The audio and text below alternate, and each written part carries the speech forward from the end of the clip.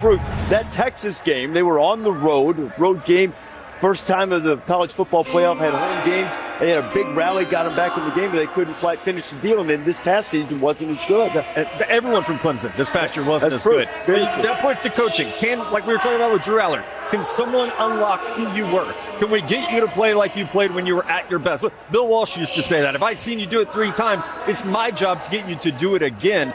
That's what someone has to be able to do with the New York Jets. And let's say for this number one go-to guy, Antonio Williams was banged up. He had the hamstring early on. Antonio Williams down the stretch was red hot. Klubnik was getting him the football. Westlake High School produced Drew Brees and Nick Foles, right? 2 Super Bowl winning quarterbacks. Maybe they catch lightning in a bottle. I will say this. You go to that Duke game this year, 27-36, nearly 400 yards, 2 touchdowns, no picks. He had moments. He's an athlete. He's still a threat. He's just not a statue back there. He can beat you with his legs. He's a tough kid. So, like I said, Antonio Williams was the guy. He got back in there. Cade Klubnik became a more consistent quarterback week to week. We thought the Jets took a quarterback at some point today. They have finally done so. Matt mentioned the 3 first-round picks next year. You have to imagine there was some influence from the new offensive coordinator, Frank Reich. He was the interim coach at Stanford last year. They didn't play Clemson, but certainly very familiar with a player that's in the same conference. So the Jets now have a number 2 or 3 option behind Geno Smith. And see, that may be the key right there with Cade. And, when you go down to Clemson, and Reese, you've been down, you know how much Dabo really does kind of fret over this kind of thing, and he thinks about this kind of thing a lot.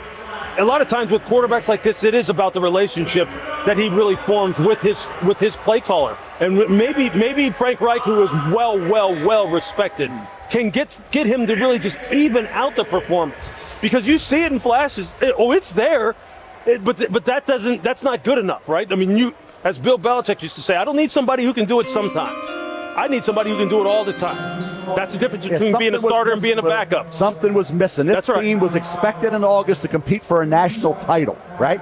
Didn't work against LSU. Go back to that game. Remember Montsor Delane getting the job done there. The wheels came off. You had guys who underachieved. Williams had the injury. Klubnik had to deal with a lot of things going on there. Something wasn't right. Clemson Tigers as a team, not just the players, underachieved big time. He made some big plays, and someone will correct me if my memory is failing me. I believe it was in this stadium here.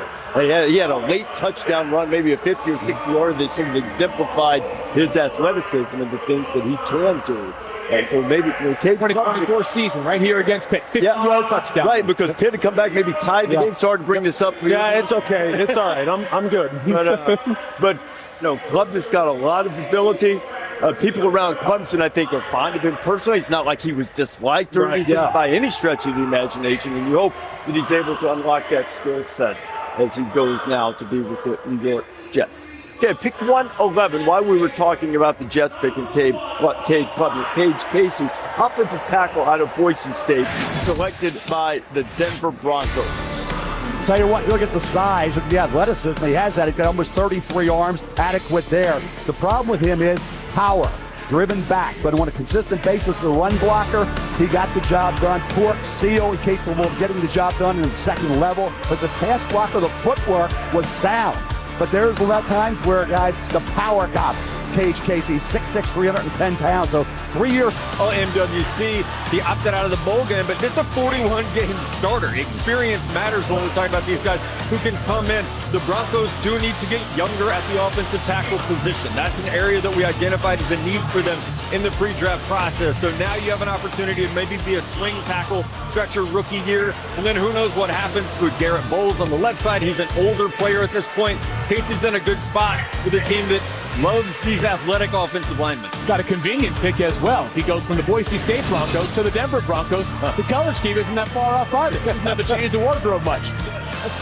Now that's why you're a draft expert. Right there, locked in on the finer points. Of the film just for this kind of detail. The Broncos, pleased with their most recent pick. They made a couple of selections. Took Jonah Coleman, the running back from Washington, earlier in this 4th round. And then a few moments ago, the Cowboys made a pick. They took Drew Shelton, go back-to-back offensive tackles. Drew Shelton from Penn State, going to the Cowboys with the 112th pick.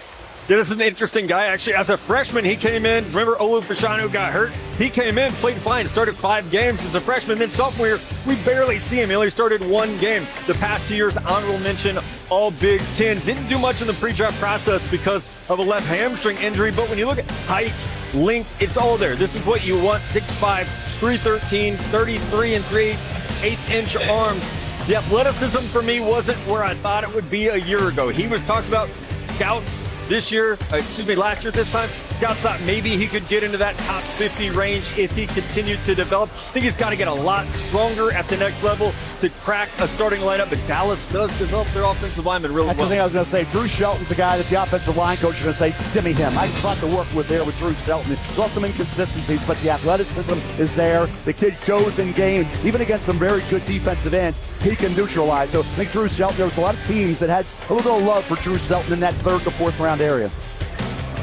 So the Cowboys celebrating their most recent selection, and one of the storylines coming into the day didn't take very long to resolve itself. And Jermod McCoy, the defensive back from Tennessee, came off the board early. With more on that, Peter Schrager's back with us. Peter?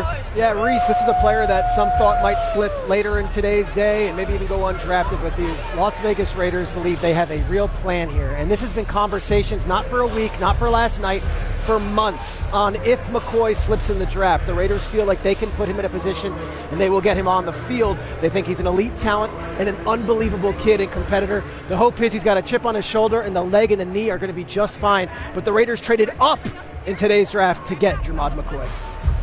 All right, Peter, we're all really happy for Jermod, too, so he had to wait much longer than he anticipated. All right, the Indianapolis Colts about to make the selection, and for that, here's the announcement from Berlin.